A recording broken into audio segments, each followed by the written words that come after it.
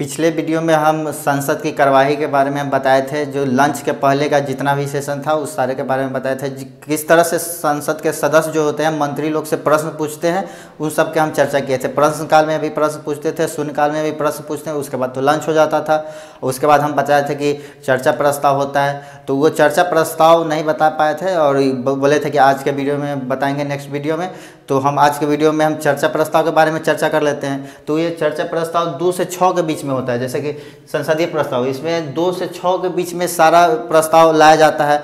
तो उस सारे प्रस्ताव के बारे में हम आज चर्चा करते हैं। जैसे विशेषाधिकार प्रस्ताव हो गया, ध्यान आकर्षण प्रस्ताव हो गया, स्थगन प्रस्ताव हो गया, और भी प्रस्ताव है, निंदा प्रस्ताव हो गया, फिर अविश्वास प्रस्ताव, विश्वास प्रस्ताव, इस तरह सारे प्रस्ताव होता है। सारे प्रस्ताव के बारे में आज चर्चा करेंगे। जैसे पहला प्रस्ताव देखते हैं, विशेषाधिकार प्रस्ताव। विशेषाधिकार प्रस्ताव में है कि जब कोई मंत्री पूरा जानकारी नहीं देता है, ये मंत्री पूरा जानकारी नहीं देता, इसका क्या मतलब हो गया? जैसे कि आप पिछला वीडियो में देखे थे कि सदस्य जो थे मंत्री लोग से क्वेश्चन पूछते थे, तो वो जानकारी देते हैं। अगर आप उस जानकारी से पूरा तरह से संतुष्ट नहीं है, वो मंत्री मान लीजिए कोई जानकारी छुपा लिया आपसे, तो आप जानना चाहते हैं कि नहीं हमको पूरा जानकारी दीजिए, तो अगर उस तरह की जानकारी चाहते हैं वो मंत्री नहीं देते हैं, तो आपके पास अधिकार है कि विशेषाधिकार प्रस्ताव लाके उस मंत्री से पूरा जानकारी ले ले, और वो मंत्री बाध्य होता है उस विषय पर पूरा जानकारी आपको देने के लिए। तो आप विशेषाधिकार प्रस्ताव का आप यूज कर लिए, तो आप उनको मंत्री को पूरा विशेष मतलब पूरा जानकारी आपको देना है। जैसे मान लीजिए कि आप क्वेश्चन पूछ दिए कि अब राफेल पर की जानकारी दीजिए। आप रक्षा मंत्री से क्वेश्चन पूछ दिए कि हम बताइए राफेल में आप इतना खर्चा किए हैं, 400 करोड़ का हम डील किए थे, आप 1600 करोड़ में खरीदे हैं, तो बताइए काहे खरीदे, उसके बारे में बताइए। फ्रांस से आप मान लीजिए कि सौदा किए थे राफेल के बारे में, तो आप उतना खर्चा कैसे हो गया? तो उसमें पता चला कि कुछ बात आपसे कुछ छुपा लिया, तो आप संतुष्ट नहीं हुए, तो वो आपको पूरा जानकारी इस प्रस्ताव, अगर विशेषाधिकार प्रस्ताव लेके आइएगा तो उनको पूरा जानकारी देना होगा। तो ये आपके पास अधिकार रहता है। तो अगला है ध्यान आकर्षण प्रस्ताव। मतलब इसमें अब क्वेश्चन इस तरह से पूछ सकता है कि जब कोई मंत्री पूरा जानकारी नहीं देता है तो किस तरह का प्रस्ताव लाया जा सकता है, तो इसमें क्वेश्चन पूछ सकता है। तो ये ऑप्शन दे सकता है कि विशेषाधिकार प्रस्ताव, ध्यान आकर्षण प्रस्ताव, स्थगन प्रस्ताव, निंदा प्रस्ताव। तो ये ऑप्शन दे देगा तो आपको विशेषाधिकार प्रस्ताव मारना है। तो इस तरह से इसमें क्वेश्चन बनता है। दूसरा है ध्यान आकर्षण प्रस्ताव। तो यह नाम से स्पष्ट है कि ध्यान आकर्षण प्रस्ताव है, तो ध्यान आकर्षित करना है। तो किनको ध्यान आकर्षित करना है? तो मंत्री को ध्यान आकर्षित करना। आप संसद है, आप सांसद है, तो आप मंत्री से कहिएगा कि हमारे क्षेत्र में कुछ गड़बड़ी हो गई है, चाहे स्वास्थ्य के विभाग में गड़बड़ी हो, हॉस्पिटल खराब है, चाहे रोड खराब है। सड़क मंत्री को कहिएगा, परिवहन मंत्री को, कि हमारे क्षेत्र में रोड खराब हो गया।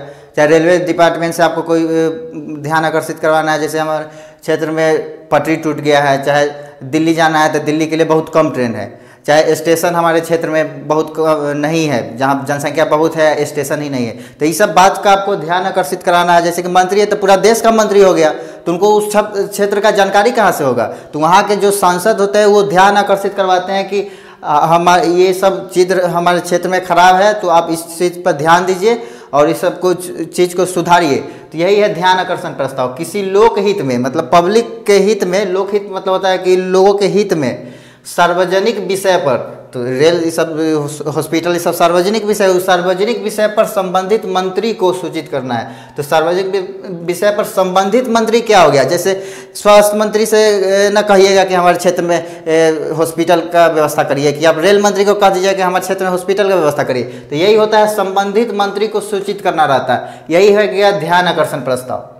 है स्थगन प्रस्ताव। अब इसको समझिए, स्थगन प्रस्ताव क्या है। देखिए, जब पहले से कोई प्रस्ताव पर चर्चा हो रहा है, मतलब कि संसद है उसमें ये सब प्रस्ताव, मान लें पहले से प्रस्ताव चर्चा हो रहा है, उस पर आपको अगर स्थगन प्रस्ताव लाना है तो कोई एक ज्वलंत मुद्दा, मतलब आकस्मिक मुद्दा होना चाहिए, तभी स्थगन प्रस्ताव लाया जाता है। नहीं कि कुछ हो गया स्थगन प्रस्ताव लेके आ गए। तो आप कोई पहले से कोई चर्चा हो रहा है, आपको स्थगन प्रस्ताव लाना है, तो कोई आपके पास कोई उस तरह का घटना, ज्वलंत घटना होना चाहिए, तभी स्थगन प्रस्ताव लाए उस पर। तो उस पर तुरंत चर्चा होता है। जो पहले का चर्चा या प्रस्ताव चल रहा था उसको रोक दिया जाता है और ये स्थगन प्रस्ताव पर चर्चा शुरू होने लगता है। जैसे कि मान लीजिए कि अभी सीए और एनआरसी के चर्चा चल रहा था, बीच में आ गया कोरोना, तब उस सबको चर्चा को रोक दिया गया। अब कोरोना पर चर्चा होने लगा कि इसको कैसे ठीक किया जाए, कहाँ लॉकडाउन लगाया जाए। तो इस तरह का जैसे कि कोई आकस्मिक घटना हो जाता है उस तरह का रहता है तो स्थगन प्रस्ताव लाया जाता है। मतलब किसी आपात या आकस्मिक मुद्दे पर चर्चा के लिए पहले से चल रहे चर्चा को रोकने के लिए स्थगन प्रस्ताव लाया जाता है। मतलब आप लोग समझ गए कि स्थगन प्रस्ताव क्या लाया जाता है, कोई ज्वलंत मुद्दा रहे, कोई आकस्मिक मुद्दा रहे, उसको पेश करना है तो स्थगन प्रस्ताव लाया जाता है। मतलब ये आने से क्या होता है कि पहले से जो चर्चा चल रहा है जिस प्रस्ताव को उसको रोक दिया जाता है और स्थगन प्रस्ताव जो ज्वलंत मुद्दा है उसको पेश किया जाता है। मान लीजिए कि अभी क्या है ज्वलंत मुद्दा, कोरोना। पहले से उस पर बहुत सारे विधेयक पर चर्चा हो रहा था, प्रस्ताव पर, अब कोरोना आ गया, अब कोरोना पर चर्चा शुरू हो गया, ये क्योंकि ज्वलंत मुद्दा है, इस पर तो सारा देश अति हो गया, तो ये ज्वलंत मुद्दा नहीं है, ये लेके आया है तो आपको प्रस्ताव स्थगन प्रस्ताव पेश हो गया। एनआरसी चल रहा था चर्चा, सीएए का चर्चा हो रहा था तो उस सबको रोक दिया गया, और कोरोना पर चर्चा हो रहा है, पूरा विश्व में हो रहा है तो भारतों में हो रहा है कोरोना पर चर्चा। तो इस तरह का ज्वलंत मुद्दा रहेगा तो स्थगन प्रस्ताव लाके पहले वाली चर्चा को रोक दिया जाता है, इस पर चर्चा शुरू हो जाता है।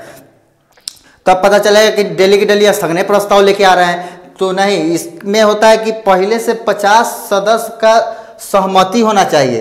कोई भी स्थगन प्रस्ताव लाना है तो उसमें 50 सदस्य का सहमति होना चाहिए। 50 सदस्य को पेज पर साइन करके देंगे अध्यक्ष, जो कि वो बताएंगे कि हाँ हम 50 सदस्य सहमत है, ये आकस्मिक मुद्दा है, इसको हम पेश करना चाहते हैं। तो आप पता चलेगा कि कोई लेके आ जाएगा स्थगन प्रस्ताव, तो ऐसे नहीं होता।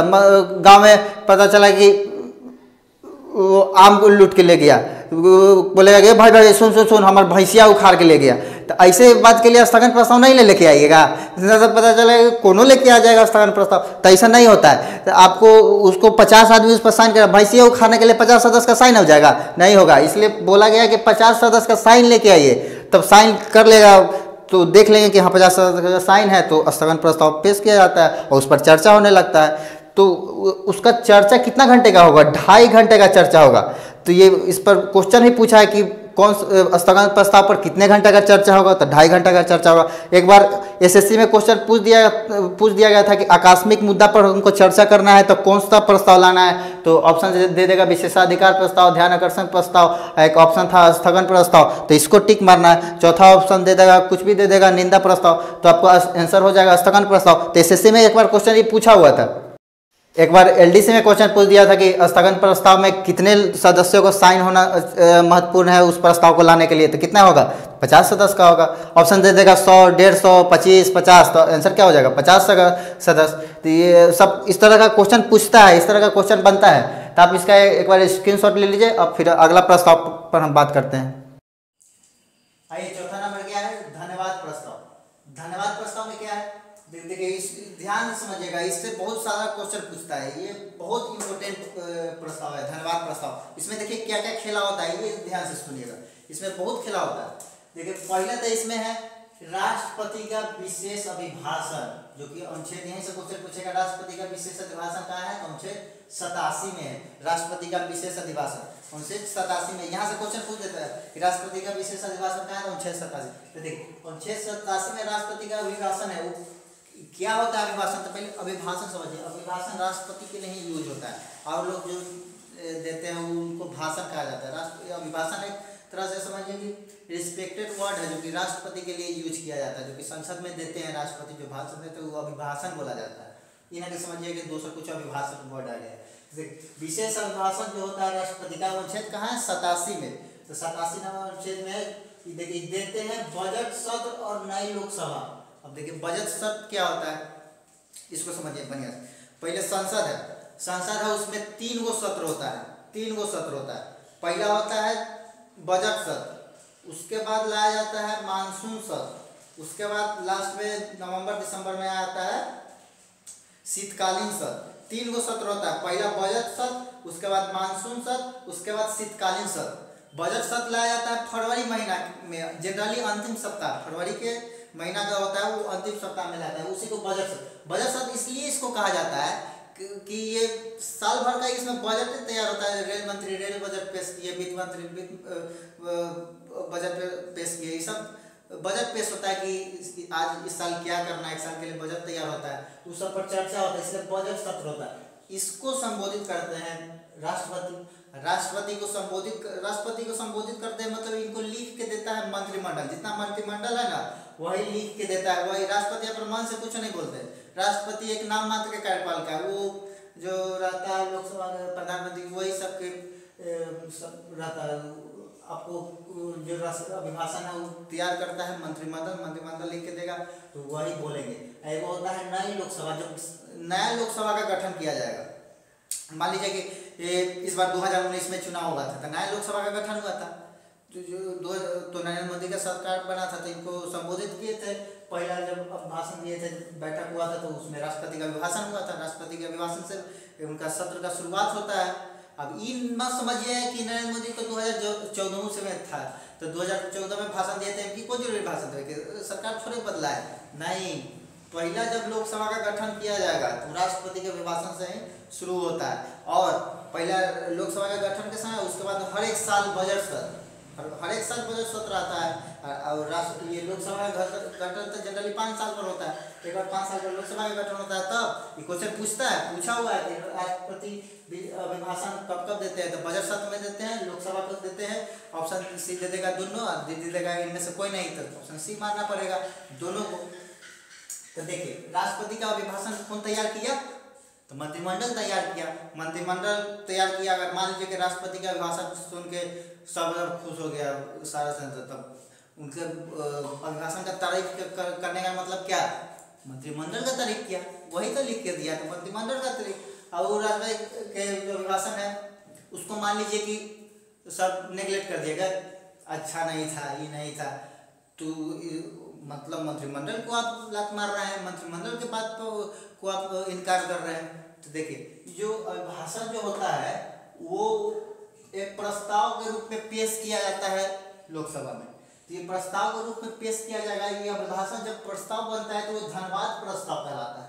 ये प्रस्ताव को पेश करके लोकसभा में उसको 50% से अधिक मत से पारित कराना होता है। इस बात को ध्यान दीजिएगा, बहुत इंपॉर्टेंट पॉइंट है। यहाँ से क्वेश्चन पूछेगा कि धन्यवाद प्रस्ताव को कितने प्रतिशत मत से पारित करना पड़ता है, तो 50% मत से पारित कराना पड़ता है। एकदम ध्यान देते रहिएगा, यहाँ से कैसे कैसे क्वेश्चन पूछेगा। 50% से अधिक से पारित कराना पड़ता है। अब एक बात और जानते हैं, जब सरकार बनाना पड़ता है तब कितना मत से पारित कराना पड़ता है। सरकार जब बनाना है, जैसे मान लीजिए कि सरकार बनाना है तो लोकसभा के बहुमत रहता हुआ ही ना सरकार बनाता है। तो लोकसभा में सीट कितना है, तो 545। ये बात को भी ध्यान दीजिएगा, 545 सीट है। उसका 50% 272। तो आदमी को काट दीजिएगा कि 272 हुआ, उससे हल्का ज़्यादा मतलब 273। तो 273 या उससे ज़्यादा आपके पास सीट है, सीट का मतलब आपके पास 273 है, उससे ज़्यादा आपके पास सांसद है, तो आप सरकार बना लिए हैं। तो ये ही देखिए 50, ये धन्यवाद प्रस्ताव 50% से अधिक मत से पारित कराना पड़ता है। और सरकार भी बनाने के लिए आपको 50% से अधिक मत का जरूरी है। 50% अधिक सांसद रहेगा तभी ना आप सरकार बनाएंगे। और इसको भी पारित कराने में 50% से अधिक का वोटिंग होना चाहिए। अब देखिए मान लीजिए कि धन्यवाद प्रस्ताव पारित नहीं हुआ, समझिए बात को, धन्यवाद प्रस्ताव मान लीजिए कि पारित नहीं हुआ, तब क्या होगा, विपक्ष के तब मन में लड्डू फूटेगा कि भैया ले मजा उड़ाएगा कि ये धन्यवाद प्रस्ताव तो पारित नहीं हुआ। अब उसको मौका एक और मिल गया। और देखिए धन्यवाद प्रस्ताव अगर पारित नहीं होता है तो जो मंत्रिमंडल है उसको त्यागपत्र देना पड़ता है। ये बात ध्यान में रखिएगा, ये क्वेश्चन पूछेगा कि मंत्रिमंडल को किन किन रूप में त्यागपत्र देना पड़ता है। तो एक ऑप्शन नहीं रहेगा कि यहाँ धन्यवाद प्रस्ताव पारित नहीं होने पर, तो आपको ये टिक लगाना है कि धन्यवाद प्रस्ताव पारित नहीं हुआ तो मंत्रिमंडल को त्यागपत्र देना पड़ता है। तो देखिए मान धन्यवाद प्रस्ताव पारित नहीं हुआ, इस धन्यवाद प्रस्ताव को ध्यान से समझिएगा, यहाँ से क्वेश्चन बहुत निकलेगा। बहुत क्वेश्चन यहाँ से पूछा हुआ है, जैसे जैसे क्वेश्चन पूछ रहा है हम आपको बताते जा रहे हैं कि कौन कौन सा क्वेश्चन पूछ रहा है। देखिए धन्यवाद प्रस्ताव मान लीजिए पारित नहीं हुआ, तब क्या होगा, विपक्ष एकदम सीना चौड़ा कर ले रहा है कि बड़ी सरकार बनाए थे, आप बोले थे कि 50% से ज़्यादा हमारी सीट है, बोला अब बताइए हमको तो आप पर विश्वास ही नहीं है कि आप जब ये धन्यवाद प्रस्ताव पारित नहीं किए तो हम कैसे विश्वास कर ले कि आपके पास 50% से ज़्यादा सीट है। कहे कि नहीं आप विश्वास दिखाइए तो कि 50% से आपके पास ज़्यादा सीट है, आपके पास हमको लगता है विश्वास मत नहीं है, 50% से ज़्यादा वोट नहीं आना तो रहता था पास करा लेते धन्यवाद प्रस्ताव। तो उसके पास एक मौका मिल गया कि अब बोलेगा कि विश्वास मत दिखाइए, हम आपके खिलाफ अब आप पर विश्वास नहीं अविश्वास प्रस्ताव लेके आएंगे। तो अविश्वास प्रस्ताव क्या यहाँ पर चर्चा करेंगे। ऐसे अविश्वास प्रस्ताव ले आके वो कहा कि आप अविश्वास प्रस्ताव लेके आइए। तो अविश्वास प्रस्ताव को अगर आप पारित करवा लेते हैं कि विश्वास मत है मेरे पास, तो अब हम मान जाएंगे। तो वही होता है अविश्वास प्रस्ताव। तो यहाँ पर अविश्वास प्रस्ताव के बारे में हम चर्चा करेंगे। ऐसे यहाँ पर इस तरह से क्वेश्चन पूछता है कि राष्ट्रपति का विशेष अभिभाषण को कौन तैयार करता है, तो मंत्रिमंडल तैयार करता है। उसके बाद बोलेगा कि अगर पारित नहीं होता तो किसको त्याग पत्र देना पड़ता है, तो मंत्रिपरिषद तैयार किया तो उसको त्याग पत्र देना पड़ता है इस कंडीशन में। और एक बात और इम्पोर्टेंट पॉइंट है, इसको दिमाग में रखिएगा कि अगर मंत्रिमंडल को त्याग पत्र देना है तो लोकसभा का चुनाव फिर से नहीं होता, पूरा सदस्य त्याग पत्र नहीं देगा, वो अविश्वास प्रस्ताव पारित होने पर देता है। अविश्वास प्रस्ताव इस पर हम आएंगे। लेकिन हाँ, अगर धन्यवाद प्रस्ताव पारित नहीं होगा तो मंत्रिपरिषद जितना रहा, मंत्रिपरिषद मंत्रिमंडल लगभग एक के है, इसको ध्यान में रखिएगा। ये अगर पारित नहीं हुआ तो मंत्रिपरिषद भंग हो जाएगा, वो त्याग पत्र दे देगा कि बोलेगा कि हम मंत्री अब नहीं रहेंगे, क्या कि आपके विरुद्ध धन्यवाद प्रस्ताव पारित नहीं करवा पाए, आप ही तैयार किए थे राष्ट्रपति के भाषण, आप ही तय नहीं करवा पाए, तब क्या होगा, तो आप त्याग पत्र दीजिए। तो इसमें आपको चुनाव नहीं करवाना पड़ता है कि ना कि फिर से चुनाव कराइए, वो आपको मिल जाता है, विपक्ष के पास एक मौका मिल जाता है कि आप विश्वास नहीं है आप पर, तो अविश्वास प्रस्ताव लेके आएगा। तो उसके बारे में हम चर्चा करेंगे थोड़ा सा। तो ये होता है धन्यवाद प्रस्ताव, इस तरह से क्वेश्चन आपको पूछता है। अब आता है निंदा प्रस्ताव, 5वां नंबर में निंदा प्रस्ताव। तो निंदा प्रस्ताव को थोड़ा समझिए क्या होता है। देखिए, निंदा प्रस्ताव में होता है कि समस्त मंत्रिपरिषद या किसी मंत्री के विरुद्ध लाया जाता है। तो निंदा प्रस्ताव समझिए कि क्या होता है। तो निंदा प्रस्ताव होता है कि आपको माना कि रेल मंत्री अच्छा काम नहीं कर रहे हैं, अच्छा काम नहीं कर रहे हैं, तो आप उसके विरुद्ध ला सकते हैं वो हटाने के लिए प्रस्ताव कि भाई अच्छा काम नहीं कर रहे हैं, उसके खिलाफ ले। अगर चाहते हैं कि नहीं कोई मंत्री ही अच्छा काम नहीं है, तो सारा मंत्री के विरुद्ध भी आप लेके आ सकते हैं। कोई सिंगल या एगो के, दूगो के, तीनगो के या सब के विरुद्ध, जिनके विरुद्ध लाना है अकेले वाला या सब के साथ लेके आना है, तो उसके खिलाफ भी ला सकते हैं निंदा प्रस्ताव। इसमें क्या होता है, समस्त मंत्रिपरिषद या किसी मंत्री के विरुद्ध लाया जा सकता है। पूरा मंत्रिपरिषद या एक किसी मंत्री के विरुद्ध लाना है तो निंदा प्रस्ताव लेके आ सकते हैं। मतलब आप उनके काम से संतुष्ट नहीं है, अच्छा नहीं लग रहा है, तो लेके आना पड़ता है। अब पता चलेगा कि सब लेके आ गया कि हम काम अच्छा नहीं कर रहा, तो उसके लिए भी बात है क्या है, 50% से अधिक मत से पारित कराने पर पूरा मंत्रिपरिषद त्याग देना होता है। मतलब उसको पारित कराइएगा तब ना, कि ऐसी थोड़े पारित कराइए, उसको 50% से अधिक मत से उसको पारित कराइए, तो जो मंत्री है जिसके खिलाफ आप लेके आए हैं उनको इस्तीफा देना पड़ेगा या पूरा मंत्रिपरिषद को इस्तीफा देना पड़ेगा। तो नया उसके त्याग दे देगा तो कोई दूसरा बनेगा। तो ये होता है निंदा प्रस्ताव। अगर यहाँ से क्वेश्चन पूछता है कि मंत्री के विरुद्ध अगर आपको प्रस्ताव लाना है, आप काम से संतुष्ट नहीं, तो कौन सा प्रस्ताव लेके आएंगे, तो निंदा प्रस्ताव। तो ये सब क्वेश्चन पूछता है। जैसे कैसे पारित कराना पड़ता है, तो 50% से अधिक मत से आपको पारित कराना पड़ता है। अब बताइए, ये तब लाया जाता है जब कोई मंत्री अपना कार्य ठीक से नहीं कर रहा होता है। हाँ, तो जब कोई मंत्री जब अपना काम ठीक से नहीं करेगा तब नहीं आप लेके आइएगा, अपना जेवन से लेके आइएगा। अब जनता कहेगा पागल है, जेवन से लेके आ रहा नहीं, तो ऐसा नहीं, जब अपना काम नहीं कर रहा है ठीक से तभी लेके आइएगा, तभी तो पारित होगा। तो ये हो गया निंदा प्रस्ताव। आपको एक मंत्री के खिलाफ लाना है या सारे के खिलाफ लाना है, तो कौन सा लेके आएंगे, तो निंदा प्रस्ताव। तो इस तरह से क्वेश्चन पूछता है कि निंदा प्रस्ताव किनके खिलाफ लाया जाता है, मंत्री के खिलाफ, मंत्री को हटाने के लिए लाया जाता है। तो ये ऑप्शन में दे देना है धन्यवाद प्रस्ताव, विश्वास प्रस्ताव। तो इस तरह से आप निंदा प्रस्ताव मारिए। अब आइए अविश्वास प्रस्ताव। देखिए यहाँ पर थोड़ा सा चर्चा हुआ था अविश्वास प्रस्ताव।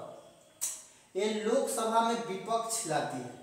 बताए थे ना, यहाँ धन्यवाद प्रस्ताव पारित नहीं हो पाया था, तो क्या हुआ था, है धन्यवाद प्रस्ताव पारित नहीं होता था, विपक्ष के मन में लड्डू फूट रहा था कि चलो अब तो एक मौका मिला कि हम उसके खिलाफ अविश्वास प्रस्ताव लेके आएगा। हाँ भाई, काहे नहीं, विपक्ष में बैठा हुआ है तो क्या नहीं सोचेगा कि हाँ फिर उससे चुनाव हो जाता, तो चुनाव होता तो जीतते हो सके, तो चुनाव होगा तो काहे नहीं जीत जाएंगे, चुनाव के बाद है ना कोई जीतता है, तो सोचेगा कि अविश्वास प्रस्ताव लेके आएंगे, मान लीजिए पारित नहीं हुआ तो फिर से चुनाव हो जाएगा। तो वो मन सोचते रहता है। तो धन्यवाद प्रस्ताव पारित न होने के बाद उसको उसके पास मौका मिल जाता है कि आप पर विश्वास नहीं करेगा, उसको कहेगा कि आप दिखाइए आपके पास 50% से ज़्यादा है कि नहीं, तो वही विपक्ष क्या करेगा कि अविश्वास प्रस्ताव लेके आएगा। वो कहाँ अविश्वास प्रस्ताव कहाँ पेश होता है, तो लोकसभा में विपक्ष लाती है। तो ये क्वेश्चन आपको यहाँ से पूछेगा कि अविश्वास प्रस्ताव को कहाँ पेश किया जाता है, तो राज्यसभा में कि लोकसभा में, लोकसभा में पेश किया जाता है। अविश्वास प्रस्ताव कहाँ पेश करेगा, लोकसभा में पेश किया जाता है। तो ये क्वेश्चन पूछेगा कि अविश्वास प्रस्ताव को कौन से सदन में पेश किया जाता है, तो आपके पास रहेगा कि राज्यसभा, लोकसभा, या बोलेगा कि कोई सदन में पेश कर सकते हैं, तो नहीं, ये अविश्वास प्रस्ताव को लोकसभा में पेश किया जा सकता है। अब देखिए अविश्वास, अब डेली के डेली अविश्वास से प्रस्ताव लेके आएगा नहीं, इसका में भी बाध्यता है कि आप एक सत्र में एक ही अविश्वास प्रस्ताव लेके आइएगा। मान लीजिए बजट सत्र में लाना है तो बजट सत्र में लेके आइए, तो फिर वो बजट सत्र में दोबारा लेके नहीं आना है, एक बार लेके आ गए हो गए ही ना कि डेली के डेली के हमारे पर विश्वास ही नहीं है, डेली के डेली नहीं, ऐसा नहीं होता है। आपको एक सत्र में एक ही बार लेके आना है। उसके बाद मानसून सत्र आएगा, मानसून सत्र में भी मन है तो लेके आइए, उसके बाद आएगा शीतकालीन सत्र, उसमें भी ला सकते हैं। मतलब एक सत्र में आपको एक ही बार लेके आना है, और इसमें भी कम से कम 50 सांसद की सहमति होनी चाहिए। 50 सांसद कहेगा कि लिख के दे देगा पेज पर किसी के खिलाफ अविश्वास प्रस्ताव लाना है, तो ये ना कि आपको चल दिए कि भाई लोकसभा अध्यक्ष को बोलेंगे कि आपके ये मंत्री हैं ना, इनके खिलाफ अविश्वास प्रस्ताव लेके आए, बोलेंगे कैसे पता चला, तो देखिए ना 50 सांसद के लिस्ट है, इहो लोग बोल रहा है कि ना ये अच्छा काम लगता है कि नहीं कर रहे हैं, तो इनके खिलाफ लेके आना। तो हाँ, तो 50 को देखेगा कि हाँ 50 रुपये सिग्नेचर है, तो लग रहा है कि काम नहीं कर रहा, तब ना 50 रुपये सिग्नेचर है, तो 50 रुपये सिग्नेचर देख के तब अविश्वास प्रस्ताव कहेगा कि मंत्री जी आपके खिलाफ ऐसे ऐसा काम है, तो आप क्या करेगा, उसमें 10 दिन के अंदर आपको चर्चा के लिए बुलाएगा कि 10 दिन के अंदर में हम कभी भी एक डेट फिक्स कर देगा 10 दिन में कि आप इस दिन आपको पारित कराना है, आपको 50% ज़्यादा बहुमत दिखाना है, तो आपको 50% से ज़्यादा रहेगा तो आपको ये अविश्वास प्रस्ताव उसका विपक्ष का खारिज हो जाएगा, क्योंकि उसके पास तो है 50% से ज़्यादा। तो ये आपको 10 दिन के अंदर में कोई भी एक डेट दे देगा, उसको फ्लोर टेस्ट कहते हैं। ये एक बात को याद रखिएगा, फ्लोर टेस्ट किसको कहते हैं, तो ये 10 दिन के अंदर में जो चर्चा होता है ना अविश्वास प्रस्ताव के खिलाफ, जो वोटिंग होता है उसको फ्लोर टेस्ट कहा जाता है। मतलब फ्लोर टेस्ट का मतलब सामने सामने विश्वास दिखाइए आप, वही होता है। इसको 50% अधिक मत से पारित होने पर सरकार गिर जाती है और पुनः चुनाव होता है। इसमें अविश्वास प्रस्ताव में ही ना होता है कि 50% से ज़्यादा रहेगा, ज़्यादा से पारित हो गया, विपक्ष वाला प्रस्ताव को पारित करवा दिया कि आपके पास तो 50% से ज़्यादा खिलाफ में है, तो हो गया आपके पास, सरकार गिर जाएगा, उसके बाद फिर से चुनाव होगा, फिर से चुनाव होगा, तो फिर से अपना जो जीतेगा वो अपना सरकार बनाएगा। यही टाइप में रहता है विपक्ष की ना, हमको कहीं ना कहीं हमको अविश्वास प्रस्ताव पारित हो जाए, तो उसके पास वो मौका मिल जाता है। धन्यवाद प्रस्ताव में दिखे कि 50% से अधिक से ही प्रस्ताव पारित नहीं हुआ है, तो हो सकता है कि अविश्वास प्रस्ताव भी इसके खिलाफ में पारित हो जाए, तो यही सब होता है। तो ये हो गया अविश्वास प्रस्ताव। इसमें कितना बहुमत लाने के लिए 50% सीट लाना चाहिए, 50% का कितना 273 का लगभग होता है, तो इस तरह का हो गया अविश्वास प्रस्ताव। देखिए अविश्वास प्रस्ताव के बारे में समझ गए, तो अविश्वास प्रस्ताव अब समझिए किनके किनके खिलाफ लाया गया है। तो अविश्वास प्रस्ताव सबसे पहला बार समझिए 1963 में लाया गया था जवाहरलाल नेहरू के खिलाफ। कौन लाया था, तो जेबी कृपलानी ने लेके आया था। सबसे पहला बार कब लाया गया था, तो 1963 में। कौन लाया था, तो जेबी कृपलानी ने लेके आया था। किनके खिलाफ, भारत के प्रथम प्रधानमंत्री जवाहरलाल नेहरू के विरुद्ध लेके आया था अविश्वास प्रस्ताव। तो इसको ध्यान में रखें। बहुत बच्चा समझता है कि जवाहरलाल नेहरू लेके आए थे, नहीं, कभी प्रधानमंत्री अपने खिलाफ अविश्वास प्रस्ताव थोड़े लेके आएंगे, वो विपक्ष ने लेके आता है। तो विपक्ष में उस समय थे जेबी कृपलानी, वो लेके आए थे कि अपना सिद्ध करिए था बहुमत, तो वो अपना सिद्ध अपना कर पाए थे कि मेरा बहुमत है, तो ये प्रधानमंत्री से हटे नहीं थे, तो ये अपना बहुमत सिद्ध कर पाए थे। मतलब पहली बार कब लाया था, 1963 में। तो क्वेश्चन यहीं से बनता है कि कब लाया गया था, तो 1963 में लेके आया था। कौन लाया था, तो जेबी कृपलानी ने लेके आया था। किनके खिलाफ लेके आया था, तो जवाहरलाल नेहरू के खिलाफ लेके आया था। तो ये यहाँ से इंपॉर्टेंट क्वेश्चन बनता है, तो इसको याद रखिएगा। अब देखिए 27 बार अविश्वास प्रस्ताव टोटल लाया गया है। कुल अभी तक 27 बार अविश्वास प्रस्ताव लेकर आया गया है, जिसमें 15 बार तो इंदिरा गांधी के विरुद्ध ही लेके आया गया है। 15 बार इंदिरा गांधी के विरुद्ध में लेके आया है। लेकिन जान लीजिए कि एक बात जानते हैं, अभी जो दिग्गज प्रधानमंत्री हैं नरेंद्र मोदी, इनके खिलाफ भी अविश्वास प्रस्ताव लेके आया गया है। इनके पास इतना बहुमत है, फिर भी विपक्ष सब अविश्वास बोलता है कि विश्वास पारित करिए, विश्वास मत पारित करिए, तो वो उनके खिलाफ भी अविश्वास प्रस्ताव लाया गया। तो इस बात का भी ध्यान रखिएगा, प्रधानमंत्री जो अभी है नरेंद्र मोदी, उनके खिलाफ भी अविश्वास प्रस्ताव लाया गया है। अब विश्वास प्रस्ताव, अब ये क्या है, फ्लोर टेस्ट। देखिए, विश्वास प्रस्ताव होता है अविश्वास प्रस्ताव का ठीक उल्टा, उसमें जो प्रोसेस होता है उसका ठीक उल्टा होता है विश्वास प्रस्ताव। अविश्वास प्रस्ताव कौन लाता है, तो विपक्ष लेके आता है। कहाँ लाता है, तो लोकसभा में लेके आता है। तो जैसे ही अविश्वास प्रस्ताव पारित करता है कि आप पर विश्वास नहीं है, अपना विश्वास दिखाइए, था हमको आप पर विश्वास नहीं है कि आपके पास 50% से एगो ज़्यादा है, क्या कि उस धनबाद प्रस्ताव मान लीजिए पारित नहीं हो तो उसको मौका मिल गया था कि आपके पास विश्वास नहीं है, तो बोलेगा कि आप विश्वास पारित करके दिखाइए, हम आपके पास अविश्वास प्रस्ताव लेके आएंगे। तो वो अपना विश्वास प्रस्ताव अब क्या करेगा, पक्ष वाला दिखाएगा कि हाँ मेरे पास विश्वास मत है, हम अविश्वास प्रस्ताव अभी हम पारित करके आपको दिखा देते हैं। तो बोलेगा अच्छा दिखाइए, ये तो हम कहिए रहे थे कि हम अविश्वास लेके आएंगे, तो अपना आप दिखाइए विश्वास प्रस्ताव। तो बोलेगा ठीक है चलिए। तो ये अपना विश्वास प्रस्ताव दिखाता है, मतलब इसको दिखाने के लिए 50% से थोड़ा सा ज़्यादा, मतलब कि 545 के आधा 272 होता है, तो मतलब 273 इसको होना चाहिए। 273 रहेगा, उससे ज़्यादा रहेगा तो इसके पास बहुमत रहेगा। तो ये कहेगा कि हम विश्वास दिखाते हैं और हम दिखाएंगे आपको 273 या उससे ज़्यादा हम सीट ला के दिखाएंगे। तो मान लीजिए कि दिखा दिया तो ठीक है, जैसे सरकार चल रहा था वैसे कंटिन्यूसली चलेगा। मान लीजिए कि विश्वास मत प्रस्ताव पारित करने में असक्षम रहा, पारित नहीं कर पाया, तो क्या होगा, सरकार गिर जाएगा। अब MP से मंत्री से अब जनरल आदमी हो गए, अब फिर से जाइए प्रचार करिए, फिर से चुनाव होगा। आम चुनाव उसको बोलते, आम चुनाव नहीं बोलते उसको, मध्यवर्ती चुनाव बोलते हैं या फिर अंतरिम चुनाव बोलते हैं।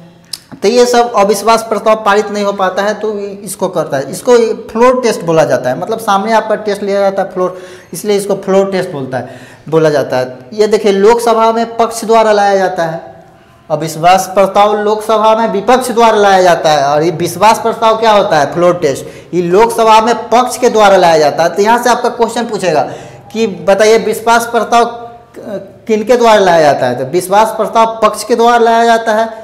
और देखिए, लोकसभा में ही लाया जाता है, अविश्वास प्रस्ताव भी लोकसभा में और विश्वास प्रस्ताव भी लोकसभा में। तो इस बात को याद रखिएगा, यहाँ से क्वेश्चन पूछा जाता है। और देखिए, इसमें बहुमत सिद्ध करना होता है।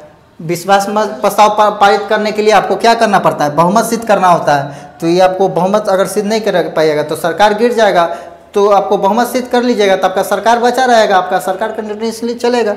अब देखिए, 4 ऐसे प्रधानमंत्री हैं, 4 गो, जिनके खिलाफ विश्वास प्रस्ताव, वो अपना विश्वास प्रस्ताव, जैसे विपक्ष अविश्वास प्रस्ताव लेके आएगा तो अपना विश्वास दिखाइएगा ना कि हमारे पास 50% से थोड़ा ज़्यादा है, तो वो अपना विश्वास प्रस्ताव पारित करने में सफल नहीं हो पाए थे। मतलब विपक्ष अविश्वास प्रस्ताव उनके खिलाफ पारित कर दिया था। कौन कौन है प्रधानमंत्री, तो चौधरी चरण सिंह पहला प्रधानमंत्री है, चौधरी चरण सिंह, जिनके खिलाफ अविश्वास प्रस्ताव आया था और पारित हो गया था। मतलब विश्वास प्रस्ताव वो अपना पारित नहीं कर पाए थे। पहला कौन है, चौधरी चरण सिंह। दूसरा कौन है, BP सिंह, मतलब विश्वनाथ प्रताप सिंह। तीसरा है बलिया वाले चंद्रशेखर सिंह। उसके बाद दिग्गज नेता अटल बिहारी वाजपेयी, इनके खिलाफ भी आया था। और जानते हैं मात्र 1 वोट से ये अपना विश्वास मत पारित नहीं करवा पाए, मतलब इनके खिलाफ अविश्वास प्रस्ताव पारित हो गया था। बताइए कितना दुख की बात है, मात्र 1 वोट से अविश्वास प्रस्ताव पारित नहीं हो पाया था और ये अपना सरकार गिरा दिए थे। मतलब इसके बाद फिर से चुनाव हो गया था। तो ये सारे प्रस्ताव जो थे, जो इम्पोर्टेंट थे, सारे प्रस्ताव के हम चर्चा कर लिए हैं। जो कि पिछले वीडियो में जो बताए थे कि संसद की कार्यवाही, उसमें सारा काल बताए थे, प्रश्नकाल, शून्यकाल, उसके बाद लंच हो गया था, उसके बाद प्रस्ताव, ये सब था। तो हम लंच के पहले वाला उस वीडियो में बता दिए थे। जो कि नहीं देखेंगे उस वीडियो को जाके देख लेंगे, तब जाके इसको देखेंगे तो बहुत बढ़िया से समझ में आएगा।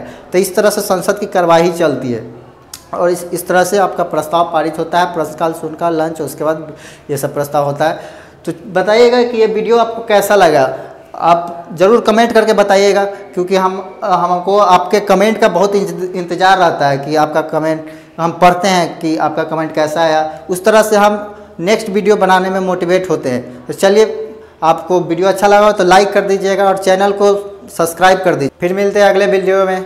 Thank you.